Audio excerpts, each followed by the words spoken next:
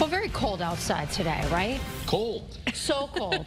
Yeah. Just freezing. The complete Need a winter opposite. jacket. But temperatures are going to go below average tomorrow and even more so Friday. So All right. we've got some cooler nights eventually. Yeah, but in the meantime, I want to take you to our iCam view from Torrington. A bit of an ominous looking sky here.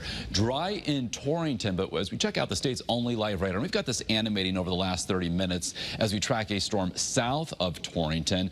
Washington, just around 4:30 this afternoon, a report of quarter-size hail there as this system, pardon me, the cell is moving toward the east and southeast, doing so at around 20 miles an hour. So moving away from Morris, away from Washington. The worst of it right now, right over, say, Watertown, heading into Waterbury, back through Woodbury.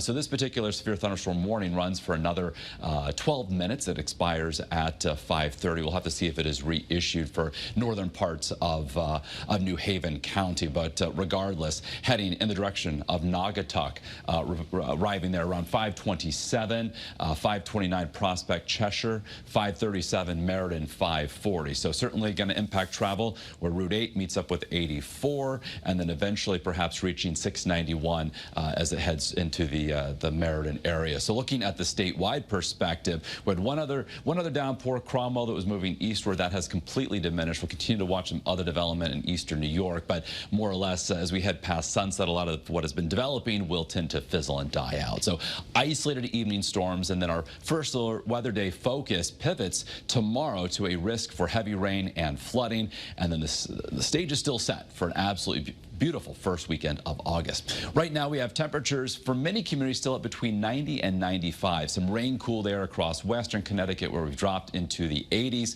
Otherwise dew point values upper 60s and low 70s, making it feel several degrees hotter than the actual air temperature. Right now feeling like 95 to close to 100. So our iCam view from New Haven along the shoreline, we're good to go for the time being. A blue sky looking live from New London, 84 degrees there. So any development this afternoon, primarily western Connecticut through the lower Hudson Valley back across Pennsylvania, all in advance of this slow moving cold front. And this cold front is going to be the culprit for some more wet weather, get potentially some steady heavier rain about 24 hours from now as a wave of low pressure rides along that boundary as it slowly moves through. So for the rest of this evening, once those storms diminish and fizzle, looking good statewide. As we head toward daybreak tomorrow, we'll see an increase in cloudiness, likely starting our Thursday off on a dry note, and that will be the case through most of the morning, but say noon and points thereafter, rain becoming likely, filling in coverage and intensity wise as we head toward the evening commute. So certainly some heavy rain could reduce visibility for the evening commute tomorrow. There could be a concern for ponding on area roadways.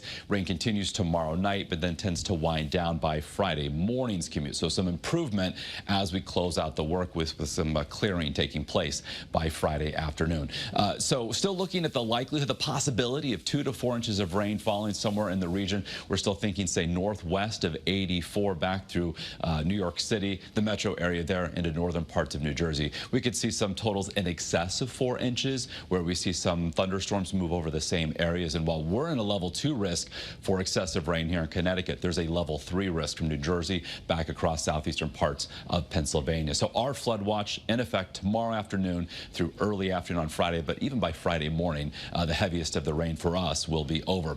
Temperatures tomorrow only peaking in the 70s, so that will certainly feel much different than the past several days. Again, as this area of low pressure rides along this boundary, slowly pulling away on Friday, high pressure building in from the west. That sets, again, the stage for just absolutely beautiful weather this weekend. Low 70s on Friday with that late day clearing. Overnight lows this weekend in the 50s. Saturday, ample sunshine. High pressure again firmly in control. Highs near 80. A little bit warmer, still comfortable with low levels of humidity Sunday, 80 to 85. So if you're heading time at area beaches, any sort of outdoor activities, the weather cooperates both weekend days. Even more so into Monday, temperatures back near, if not a little bit above average. Mid-80s on Tuesday, maybe a chance for an isolated shower or storm a week from now for next Wednesday. All right, looking good, Mark. Thank you.